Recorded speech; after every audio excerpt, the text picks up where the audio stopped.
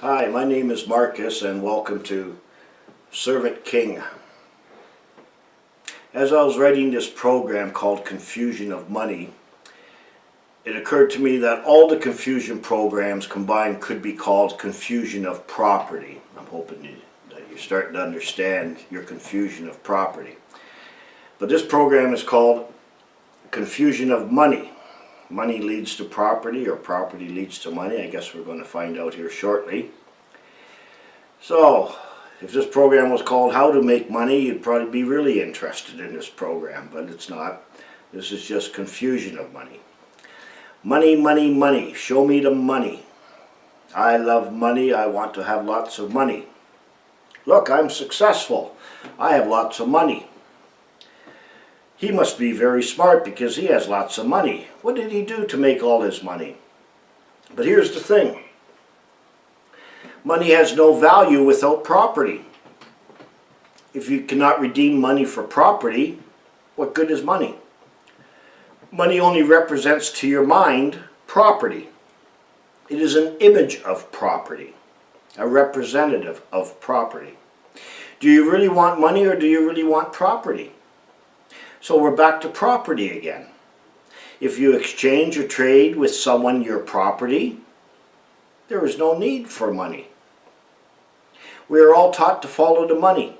We can learn things by following the money. In fact, it is the evidence of property. If we follow the money, maybe we can find the property. If we can find the property, maybe we can find some liberty, some freedom. If you ask anyone if they love money, they will always say, no, I don't love money, but I just need it to live. I don't know if that's true. I think everything you've done in your life has been money related. Almost everything you've ever done is related to money. It may not be done for the love of money. But love, you see, is probably the strongest emotion that you have that makes you do or not do something. If everything you do, or almost everything you do, is related to money, you must be doing it for the love of money. The opposite extreme would be to hate something. To really hate something will usually make you do or not do something also. From the time you were born and started to grow, you wanted money. Someone told you you need it. You cannot get anything without money. And they told you the truth. What you were not told is you do not own anything. You own no property. Did a teacher or a pastor or your parents ever tell you that you need a good education so that you can get a good job and make lots of money so that you can get lots of things because you do not own anything? No, because they don't know that. Did any of these great educators or mentors ever tell you that when you get lots of money, you can get lots of neat stuff that you will never be able to own because you have no way to pay for them? No, because they don't know those things either. Did any of these great educators or mentors ever tell you that you need a good education so that you will never see how you are stolen from every day of your life? Of course not. Why would an educator teach you something they don't know? They say money doesn't grow on trees. Apples grow on trees. Maybe I will use some of my money to buy some apples. But if I owned the apple tree, I could just pick apples. I wouldn't need money. If you see a truck on the highway spill some crates with apples onto the road, everyone just drives over them and squishes them. If an armored truck spilled crates of money all over the road, people would stop and fight and bite each other in the arms to get as much as they could. They would act like ravenous animals. Nothing polite or civil about what you would witness in that case. Tell me again you don't love money. You are obsessed with it. Almost everything you've done is money related. When I was little, I was very happy when I got my money for my birthday. I was happy when I got my first piggy bank. I got a paper route and I made my own money. I remember when I got my first bank account. Now I'm somebody. Then I went to school to be smart so I can grow up and get a good job and make lots of money. The higher my grades, the better job I can get and more money. The longer I stay in school, better education, more money. Maybe I should marry someone who has lots of money. Or someone who has the education to make lots of money. Maybe we can put the children in daycare so we can have 2 incomes because we want to have lots of money. Let's get an extra job and work all the time except when we sleep so we can have lots of money. Let's cheat on this exam so I can get better grades, which will lead to more money. Let's steal money if no one is looking because I want some money. Let's build a vault out of steel and cement because I want my money to be safe and everybody wants my money. Maybe I should kill my wife. Not because she needs killing, but I can get the insurance money. Let's lie about what this thing really is so that the buyer will give me more money. I better put my seatbelt on because I don't want to lose any of my money. Let's buy insurance because if I cause hurt or injury to someone, someone else will pay for me and I can keep more of my money. Hey, let's buy a lottery ticket and gamble so I can get more money. Everybody thinks I'm really smart. Well, listen to me because I have lots of money. I will sell my body to disgusted, vile strangers because I really need some money. I cannot live without money. You see, I do not own an apple tree. If you give me enough money, I will kill them for you. Look at all those poor, starving people over there. We should send them some money. Excuse me. Have you ever heard of drug-related murders? Oh, it's related to drugs, but the murder was done for the love of money. It's really a money-related murder. You will find that almost all crime is money-related. Nothing else. In fact, the penalty for a lot of crimes requires you to forfeit some of your money. A fine. The crime and the penalty are both money-related. People obey the law because of their love of money. If you never had any money, would a fine seem like a penalty? Wouldn't bother me at all. Couldn't care less. I lost my job, now I go bankrupt. I can't take this anymore, so I commit suicide. This guy cannot live without money. Tell me again how you do not love money, when almost everything you've ever done is because of your love of money. I have to speed to work on these icy roads, even though it may kill me, or I will be late and lose my job. And what will I do for money?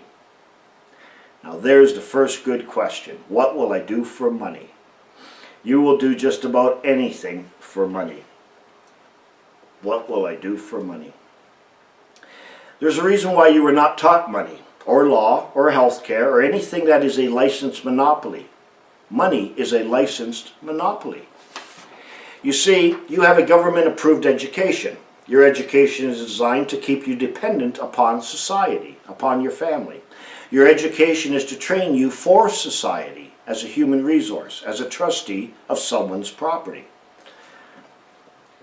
What could be more fundamental in any education than learning the necessities of life? To produce food, clothing, and shelter. How many of you can provide and produce your own food, clothing, and shelter? See, you're a dependent. Doesn't matter how big you are. You're still a child. You're a dependent of the state. The law professor I quoted on the dissemblers page said that you know least about the thing that affects you most. The law. Can you defend yourself in court? No. You are legally incompetent. Why would you even get involved in a system of law that you don't understand? You can't defend yourself. I would withdraw from that. You see, all the most vital, essential things of an education have been monopolized. Why? Because whoever is licensed to do them will make lots of money. Why? Because everyone needs them. They are vital and essential. Learning these licensed monopolies would interfere with the lawyers' and the doctors' livelihoods. Their monopoly, their money. What would those people do for money if they couldn't have their licensed monopoly? Learning what money is would interfere with the banker's monopoly on usury, making money from your debts. And learning what money is would reveal you own no property, and it's that simple. If almost everything you've ever done in life is money related or done for money, how could you claim to have an education when there was no subject in school called money? And if, as this law professor says, you know least about the thing that affects you most, how could you claim to have an education if you've not been taught the law? You see, your education system is designed to keep you ensnared as a dependent, an incompetent, who believes he is the smartest guy in the world. And you have the diplomas and degrees hanging on your wall to prove it. Meanwhile, you're being stolen from, swindled every day of your life, and you love it. You relish it. And will defend it, and even die for it if need be. So let's start with money. What is money and what is its purpose? In Roman mythology, moneta was a title given to two separate goddesses. The goddess of memory. The name of the god Juno Moneta is a source of numerous words in English and the Romance languages, including the word money. So money was memory of a debt. That's what money is. You owe me something, here's the memory of what you owe me.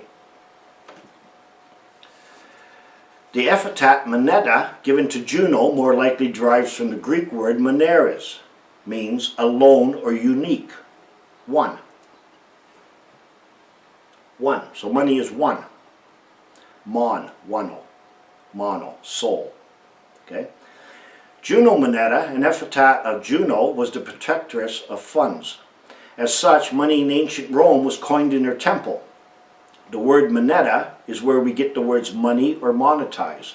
In several modern languages, including Russian and Italian, moneta is the word for coin. So coin. Now a coin has two sides, a head and a tail. I can tell you that the head side is your birthright. Each one of you has a birthright. It's on the head side, which you abandoned when you were torn. So are you the head or the tail? Well, all depends who owns the property. Sorry, you are always the tail because you are torn. Always the tail. A coin is any stamped metal, any piece of metal, usually gold, silver, or copper, stamped by authority. Here is the example of a 1. So in the US it's public authority, in Canada it's Queen's authority, and is used as a medium of commerce. So it's stamped by 1. This 1 is the authority. So gold, silver, and copper are not money. No. It's the stamp of authority on those things that make the gold money. Okay, so don't think you ever owned gold or silver or anything either if you were torn. People who think they lost their property rights when they went to fiat paper money from the gold standard, no. There was a reason for that, but it had nothing to do with property. It has to do with a different kind of property. So money is the representative of commodities of all kinds, of everything that's capable of being transferred in commerce. It is a token of property. It's a counterfeit of property. And it must be able to have different size units of accounts or denominations. It must be fungible, which means equal to units of the same kind. Otherwise, you would have unjust weights and measures. Okay? It has to be fair trades of value. How is money used? It's a middle thing during a trade. It is a deferred payment or a deferred trade. When the payment's done, the trade is finalized. So money works by faith or confidence. Faith and money have the same definition. Here's the definition of faith, and here's the definition of money. Faith. Now faith is the substance of things hoped for, the evidence of things not seen. Money. Now money is the substance of things hoped for, the evidence of things not seen. Both are a faith game. Money is any object or record that is generally accepted as payment for goods and services and repayment of debts in a given thing, country or family. The main functions of money are distinguished as a medium of exchange, a middle thing during an exchange, a unit of account, a store of value, and occasionally in the past, a standard of deferred payment. Any kind of object or secure verifiable record that fulfills these functions can serve as money. So money is no longer used as a deferred payment. It used to be a deferred payment. So if there's no deferred payment, there's no deferred trade of property, is there? And we're going to learn how that works. This is part of the swindle. Something the swindler needs. Money originated as commodity money, but nearly all contemporary money systems are based on fiat money. Fiat money is without intrinsic value, means use value, as a physical commodity and derives its value by being declared by a government to be legal tender. That is, it must be accepted. So legal tender is not based on faith or confidence. No, no, no. It must be accepted. It's a decree, it's an order, it's an authority. As a form of payment within the boundaries of the country for all debts, public and private. Now, commodity money, people think gold and silver is commodity money. Well, yes and no. Look, what are you going to do with gold? Melt it, make rings, jewelry out of it, adorn your body so you look beautiful, use it as a paperweight so the papers don't blow off your desk. What else can you do? Gold, fill a cavity in your tooth, I guess. Throw it at someone that you hate so you can give them a good noggin on the head with it. But basically, it's just something heavy in your pocket. I mean, God must be laughing his ass off at us going, look at all the gold the guy's got in his pocket. He can barely even move. But if you use something like wheat or corn or chickens or whatever as money, that would be a commodity money. That would have some sort of intrinsic value beyond whatever, okay? So gold and silver is not a good commodity money. The purpose of money is to serve you in deferring a lawful trade of property. So money becomes something you can use as a convenience to do a lawful trade. If you own no property, you must be doing someone else's trade, right? Money serves a purpose for you. You do not serve a purpose for money unless you own no property. Money should be your servant, not your master. Here's a saying. It says, he that is of the opinion money will do everything may well be suspected of doing everything for money. If you think that money is the root of all evil, why? In this world we live in, why is the lack of money the root of all evil? You got no money. You have a misfortune. That's evil. Evil is a misfortune. A misfortune is evil. Have you ever asked what is the root of all money? I think that question is more important. So the root of all money takes us back to who owns the property. Are all the evils I listed at the beginning caused by the lack of money or the lack of owning property? Well, I'm here to tell you, beyond any doubt, that that's exactly what it is. It is the lack of property that is the root of all evil. Not money, but it's related to it. So if you do not own property, you own no property, what is money? And if you did own property, what is money? All of a sudden, money takes on a totally different thing. Okay? Remember? Counterfeit, upside down, right? Backwards. So, if you own no property, if you do not own any property, you can never issue money. Because there's nothing to redeem the money into. If you do not own property, if you do own property, you can issue money. So if you own no property, you can't issue money. If you do own property, you can issue money. You can be a bank. Sure, you can be your own banker. If you own no property, you can never own a debt. You can have a debt, but you can't own a debt. It's not your debt. If you do own property, you can own a debt. Remember, property, responsibility. Maybe most people don't want any responsibility. They want limited liability. They want to be incompetent, someone to care for them. In fact, if you owned property, the more money you issue, the poorer you become. Do you understand that? If you still think you own something, the money will prove that you do not. Money is the evidence of who owns property. Look at the image and superscription on your money, on the money. Whosoever's image and superscription is on it has made a promise to pay. It is their debt, not yours. Okay? We are tricked We are tricked into assuming and undertaking debts which we do not own. We only assumed a debt for the right to have and hold some property. You own nothing. You have been swindled. If you own nothing, how can you buy or sell anything? If you own nothing, what do you own to contract with? Are you contracting with someone else's property? Are you buying and selling someone else's property? The answer is yes. And that is why you have to get a receipt and count to the owner for all your transactions. Are you eating someone else's food? Are you living on someone else's land? Are you raising someone else's children? Are you sleeping with someone else's wife? You own nothing. You've been swindled. If you think I'm going to explain the financial system and how it works, I will not. First, because I don't know how it all works. Second, because I don't care how it all works. I'm only going to tell you what's important about the confusion of money. Just as our legal system is unlawful, so is our financial system. The financial system is based on law.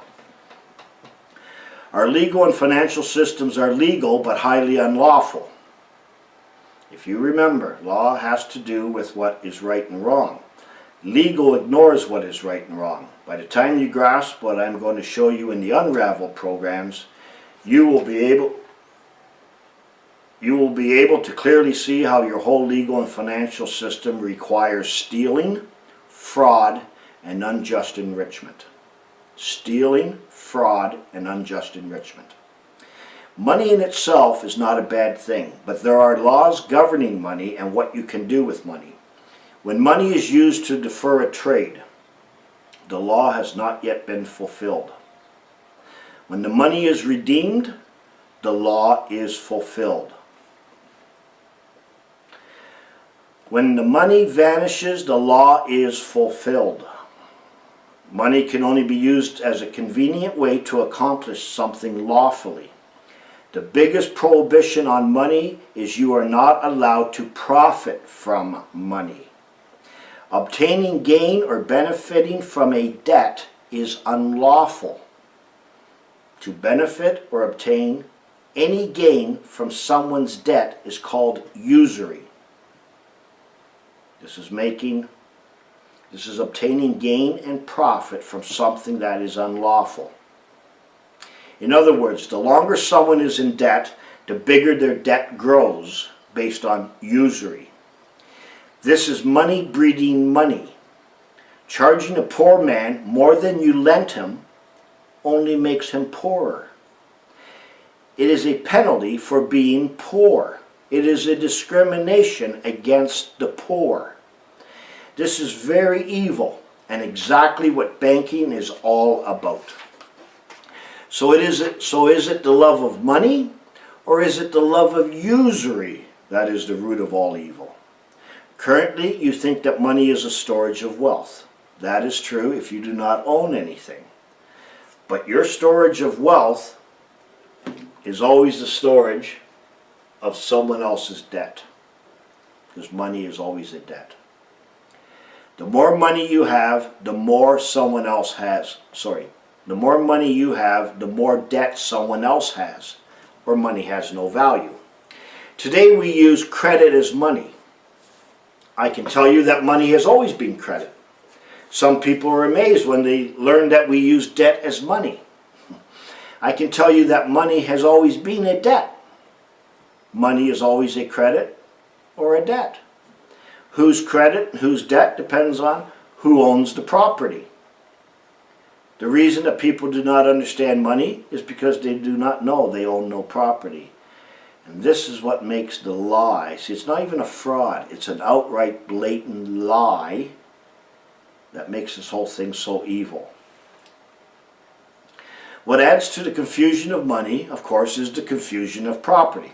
Some of your property was lost during the initial swindle, your inheritance. These are the natural material things of the world that you need to sustain your life. The second loss of your property is an ongoing swindle through labor. This is your property that turns your inheritance into wealth. It is your labor that turns the material things of the world into wealth. The deceiver needs your life. The deceiver needs your life, your property. Not your civil life, but your real life. Here, have a civil life while I'm stealing your real life. It is your life that makes labor possible. It is labor that produces wealth from the materials. The deceiver is not your maker, so we have to make you believe he is, a confusion of being. Every time you give your labor, your property, to your adopted maker, you are giving it in person, by and through a fictional son, and you are receiving no property in return.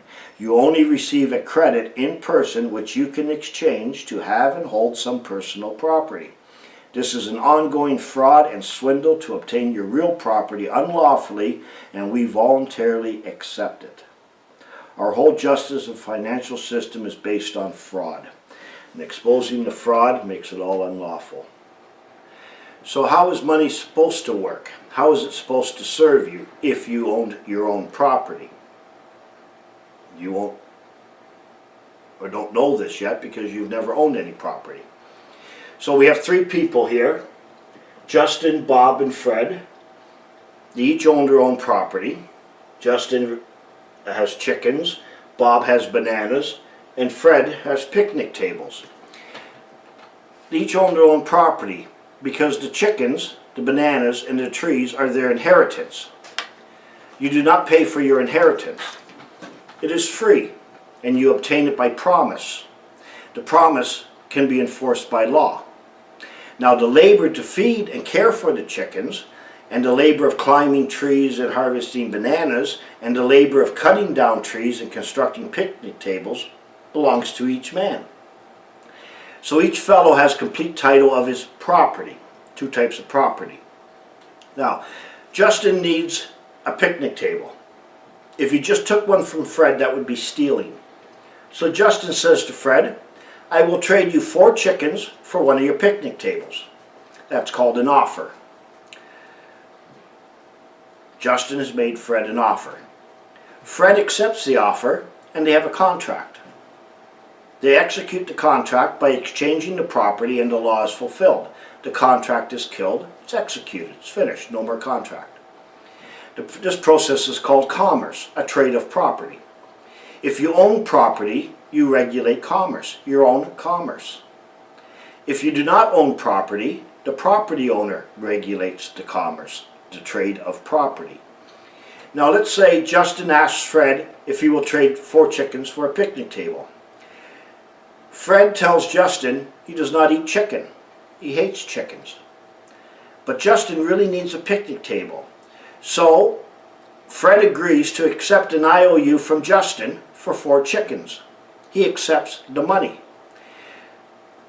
So Fred has faith and trust and belief in Justin, and thereby gives Justin credit. Fred is going to give Justin credit, the owner of the property. And gives Justin credit. Credit means to believe upon the testimony of another. So Justin reciprocates by giving Fred a bill for the credit, a bill of credit for the credit that Fred just gave to Justin, a memory of the debt. Okay? So who gave the credit? The property owner. Who gave the bill of credit? The one who was trusted. You see, everything is exactly backwards from what you believe today because you own no property. Fred gave the money credit, which is what we use as money. Fred gave Justin the picnic tables, and Fred gave Justin the money, the credit.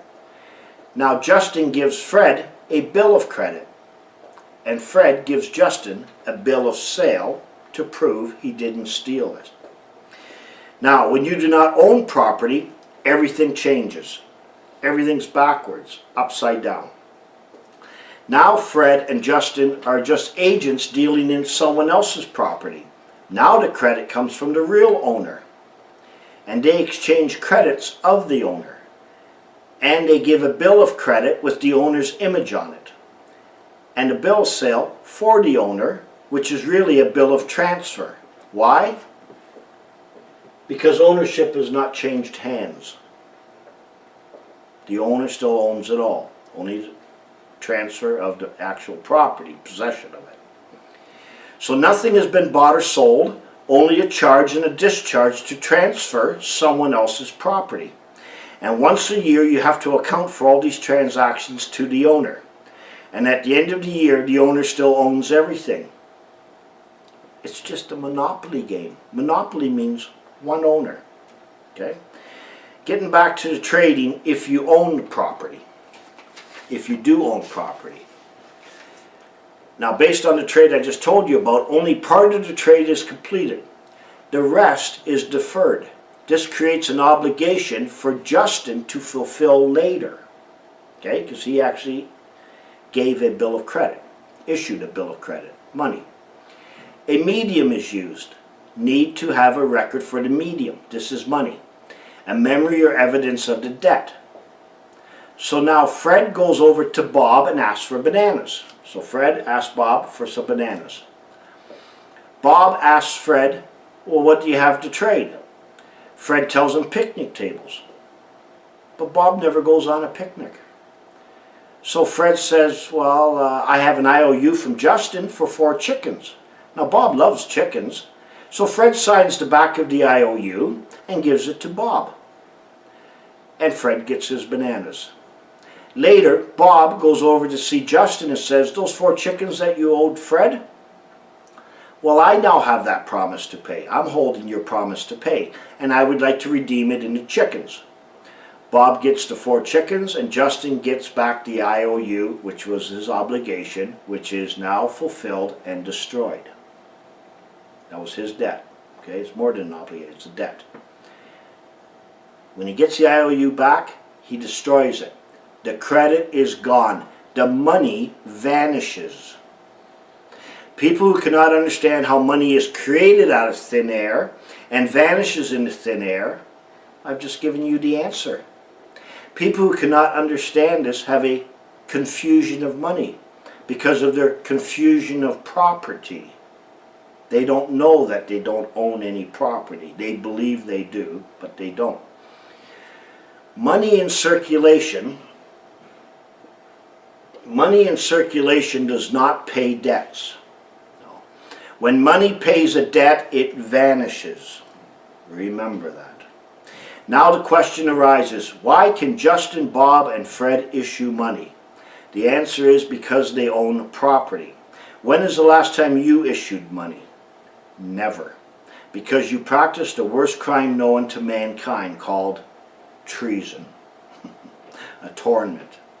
The penalty for treason is loss of inheritance. That occurred during the attornment. In fact, if you owned property, you would keep issuing money to a minimum, and you would do it only as a convenience in trade, only a convenient way to do a trade. The more money you issue, the poorer you become, because you will have to give up property to redeem the money at some point in the future to fulfill the law. I've seen a video put out called Money as Debt, and I've heard people say, did you know we monetize debt and use it as money? Yeah. Of course, this comes as a huge revelation to most people because they have purposely never been taught anything about money, except that you should do everything humanly possible to get as much as you can. Now, here's another bombshell. If money is always a debt, and money can only be issued by one who owns property, and if you own no property, how can you ever own a debt? It's impossible. You can never own a debt. Now that's a good question, don't you think? Well, I'll explain it shortly. Money is always a debt. It cannot be otherwise. Every time Justin, Bob, or Fred issue some money, they have lost control over some of their property. Justin, Bob, and Fred become debtors, and whoever has accepted the money or their promise to pay is the creditor. The one who accepted the money is the one who gave the faith, belief, and trust, the credit, to the debtor. In other words,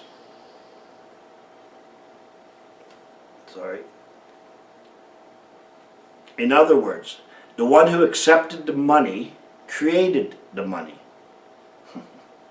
Money works exactly opposite to what people believe or know. Now, that is how it works if you are working, providing your labor, your property. But if you go into a bank to obtain credit before you work, to obtain something you've not yet earned, now it's exactly backwards again. This is called living beyond your means. This is what our whole society is about. Why wait 10 years to save up enough money to buy a house or buy a car? Get it now. Get it now. Let me charge you on your debt, your usury.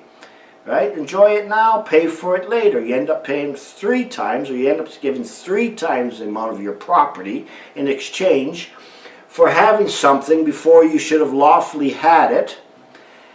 And this is the penalty you're paying for it.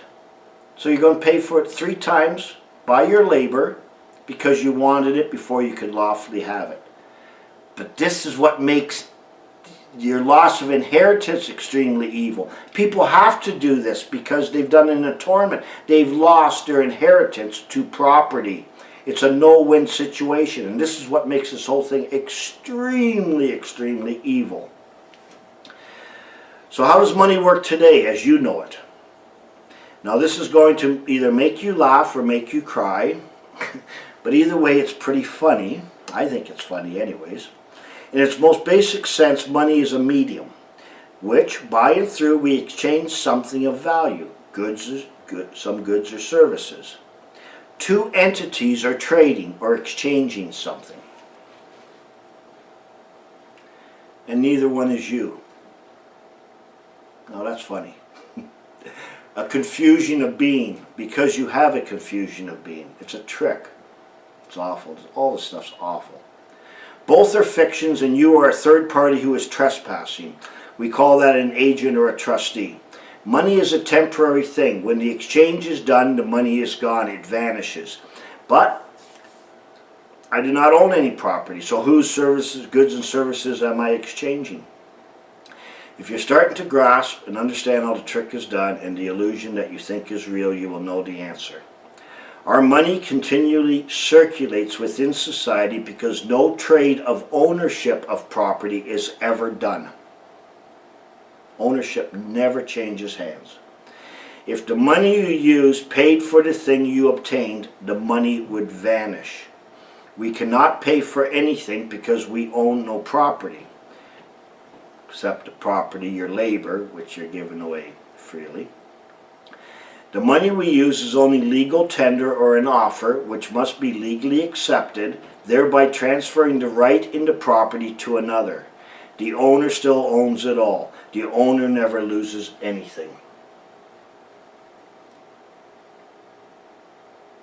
There are only 2 ways to own property, by inheritance and by labor. One is free, the other you work for. There is no inheritance of property ownership in any country on earth. I'm going to say that again. There is no inheritance of property ownership in any country on earth. It is not possible if you practice the occult. What you think of as an inheritance is a right to have and hold property, not a right to own property. Look at your country's constitution. There is no right to own property in it. Now, your labor can be exchanged for property. That is a property exchange. But when you exchange it voluntarily, buying through a medium, a dead thing, a similitude, buying through the Son of Canada in person, this is not your labor. It is the labor of the Son, a fictional being. A son is a member of the public. Your labor is now public. It belongs to and concerns the whole. It belongs to and concerns the one. You voluntarily made it public. It is now in the public domain. Your labor has been converted into money by acting as the Son who was created in the image of Canada or the Queen. The money is the proof that you acted, worked, and labored in her name. Money is anything stamped by her authority, or in the U.S., public authority. You have voluntarily transferred your labor property into public authority. This is how your property is stolen. First, you are tricked and deceived into abandoning your inheritance by becoming what you are not and believing you are. Then you are tricked into transferring your labor, buying through a medium that is dead, a fiction, which you believe you are. You claim to be through your created permanent identification. That is a confusion of face. Remember, a job is to transact public business dishonestly for private gain, to hold public property privately, to transact public business dishonestly for private gain. What do you gain? Nothing. You only get to have and to hold that which is public. Even when you can see and understand this, there's something that keeps everyone captive, something that keeps you from leaving, abandoning, and departing from the one. And that is your education, your training, your indoctrination. You know no other way. You have become dependent. You are a dependent, a child of the state, a ward of the state. You think you know a lot of things. I'm well educated. In fact, you have only been trained to fulfill one function as a part of the one society. You need to be part of the one because you need all the other parts to survive. You need a lawyer, a doctor, electricity, a banker, a teacher, a farmer. Did you ever think you need money because you are incompetent? I will do the one thing I know for money, and I will pay others for all the things I do not know. Money becomes for you the omnipotent power. Or do you need money because you do not own anything?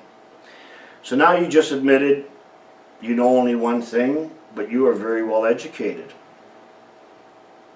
99% of you wouldn't know how to feed, clothe, or shelter yourself, just basic necessities. Did you get just a basic education of the necessities of life? No, you are extremely well educated. We need you to remain as a dependent because you are the human resource needed to give life to the dead. The trick cannot work otherwise. It would have no value. You are taught that money is the medium of exchange for goods and services. No, no, no, no, no, no. It is if you own property, but when you own no property, no, no, no, no, no, no. For the community does not exist on the fictitious value of money, but on the results of productive labor, which is what gives money its value. You are the medium of exchange. Without you, there is no value. Money has no value until you give it the value. Money has to pass through the medium. Money has to pass through the medium to obtain its value. Government only takes in revenue, after it's gone through the value, after it's been given value. Why does government not just print up money and spend it? Because it has no value yet. It is the value that replaces the credit. The value destroys the credit. Now, they can print up money and spend it, but it has to go through a different process now. So in reality, you are paying by giving the money value with your property, your labor. But you do not get to own what you paid for. A debt discharged is not a debt paid. Remember, when you pay the debt, the money vanishes. So, here's an actual wording from a court case, a learned judge. And he explained the difference between a debt paid and a debt discharged. In the case of Stanek versus White in Minnesota, whatever, blah, blah, blah, numbers, the court explained the legal distinction between the words payment and discharge. Doesn't mean there's a lawful distinction, it's a legal distinction. There is a distinction between a debt discharged and a debt paid.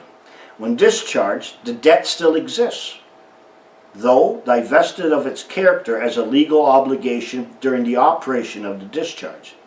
Something of the original vitality of the debt continues to exist, which may be transferred, even though the transferee, the one who's taking it, takes it subject to its disability incident to the discharge. The fact that it carries something which may be a consideration for a new promise to pay so as to make an otherwise worthless promise, a legal obligation, makes it the subject of transfer by assignment. This is like passing the hot potato around, right? It's your debt, my debt, your debt, your debt. But we're paying for everything in debts. So let's look at it again based on charge and discharge, how money works. A guy named Bob works for a whole week for a corporation named General Motors. Both are persons. At the end of the week, GM says, I don't have any money to pay you. Why? Because GM does not own anything either. Only an owner can give credit. Will you accept this bill of credit from the owner? You say yes because you are confident that you can use this bill to get what you want. And you can exchange it for anything in the owner's kingdom. Remember, within the boundaries of the family. Now, Bob, you gave GM your labor, which is your property, and you gave GM your credit. And what did GM give you? A bill of credit. But the bill of credit comes from GM's owner. See, the one owns General Motors and also owns Bob. They're all persons. You are now holding a bill from the owner. In the case of Canada, that is Her Majesty the Queen. Call it the crown, you know, the metal ring she wears on her head. Her image is on the bill. So you're holding her bill of credit. Well, why don't you charge interest on the outstanding bill? It's her debt. What else can happen to usury? All of a sudden there's no usury here? Why is there no usury on her debt? After all, the bank charges you usury, interest when they hold your bill, when they hold your promise to pay. Well, here's the answer. Because it's a non-interest bearing promissory note, legally. Because the owner is the crown. It's a fiction. It is a material effigy which you serve. It cannot give value to anything. Wake up. Do you know what a crown is? This one woman cannot have all the debts. This one woman in England cannot have all the debts here in Canada. And she can't work off all those debts. It's impossible. Yet she owns everything. No, she doesn't. When she dies, the crown isn't gone. It's the crown that owns everything. And the crown is a material effigy of something. It's a metal ring. All land is crown land. This metal ring owns everything in Canada. Not her. She assumes the crown. She's not the crown, believe me. So, you gave property you owned and you only got to hold something in return. This is called a chosen action. You are only the holder in due course of a legal tender to discharge your liability. It is a constant giving of property from you and a constant taking of your property, given in return only a promise to discharge your obligation. It is not a promise to pay for you. So, money is the evidence of things not seen. Remember, definition? So Bob gave GM credit and his property. GM now gives Bob a bill for the credit. Bob now has the evidence of things not seen. He can exchange this bill for the substance he hoped for. But GM gave Bob a bill of credit from GM's owner. The bill which the owner owes the bill which the owner owes can be exchanged for any other bill you get from the same owner. When you get your gas bill for $100, you can exchange it for your $100 bill of credit for the gas bill, and your liability is back to zero. Your debits and your credits. Okay? So all this just balancing back to zero. This is called the Bills of Exchange Act. It's one of the acts here.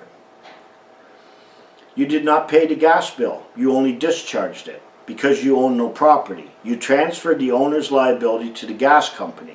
The gas company will exchange it for another liability, and it continues to circulate. You see, when you get a bill from the gas company, you're getting a bill from the Queen again.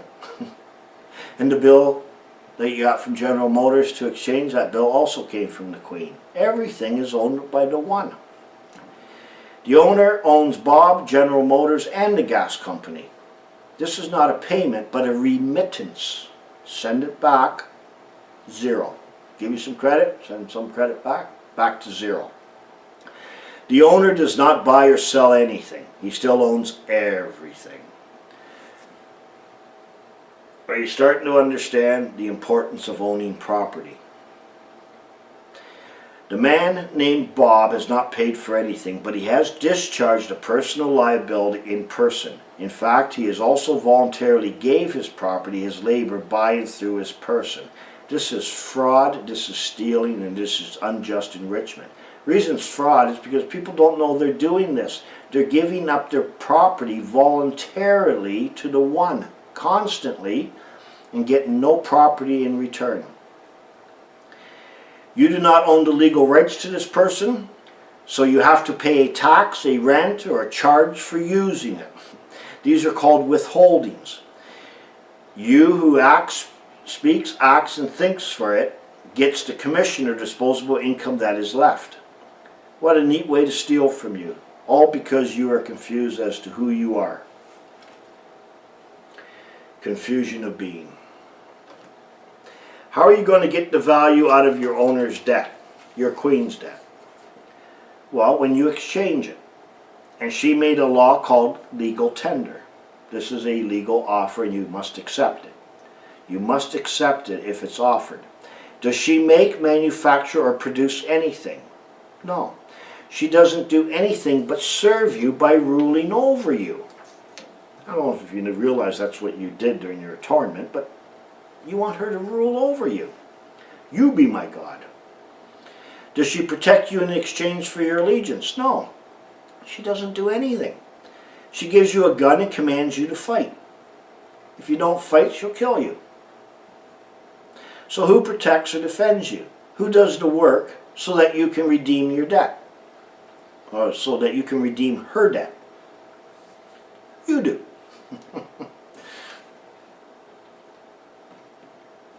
There's nobody here but us people. Remember a few programs ago I said you may not understand exactly what that means, and oh, everybody knows there's nobody here but us people. Well, so in essence, when you hold money, someone is in debt. The more money you have, the harder someone else in your society has to work to pay off that debt. Now, is that a nice thing to do to each other? Is that doing unto your others as you would have them do unto you? If people realize this one fact, the 1% of your society who holds 99% of your wealth would have nothing to redeem their money into. They would lose their fortune overnight. Money is a faith game, and the deceivers have your faith. This is the reason for jobs, jobs, jobs. You think your job is for your welfare? Not really. It is for the rich to redeem your debt. Your debt too, but they're holding most of the debt. Someone has to do the work. You will only realize the debt you are holding if someone else in your society will accept the debt. The 1% of the people have 99% of your debt. Okay? These people you think are really rich. It's only about 1% of them. They're holding your debt. It's your debt. They are holding the debt of the 99% who have 1% of the debt. You're only holding 1% of the debt. So that's all you can exchange, 1% amongst 99%. And anyways, you get the other way around. So yes, boys and girls, the debt that the 1% holds is your debt. If the 99%, which is the majority of people, will no longer accept Her Majesty's debt, or in the United States, public debt, from the 1%, Her Majesty will have to get off her butt and start working. It is Her Majesty's debt, not your debt. If you own nothing, you are a beggar who is willing to assume and undertake Her Majesty's debt for a commission. And then you are told what you can or cannot do with it. This gets even worse. Wait. Now, the rich put their money out to work for them. That's usury. That's legal. But it's one of the most unlawful things in the world. They are using your debt to create for you more debt. and that is legal. This is stealing, a fraud, and unjust enrichment, and unlawful. This is more evil than even lending a poor man something with usury. I cannot say this loud enough. This is more evil than even lending a poor man something with usury. Usury is a penalty for being poor. The more money they make on their money, the more debt the 1% holds. Let me say that again. The more money the rich make on their money, the more debt the 1% holds. And you get to work even harder. The more money there is, the less its value. Your labor is being decreased in value, and the rich people's money is expanded through your debt. Wake up, wake up. Extremely important. Now those who control, you may want to play this back again carefully and listen carefully to that. Those who control the monetary system, the money, control the value of the natural world and your labor through the representative of it, which is money. The monetary system can increase the value and decrease the value at will. These are now called central banks, or your family bank. Right? We're all one big happy family after all. The harder you work, the more it gets turned down to keep you working, or the rich will have nothing to redeem their money for. If you have too much money, you will stop working. If everyone has lots of money, nothing gets done or produced.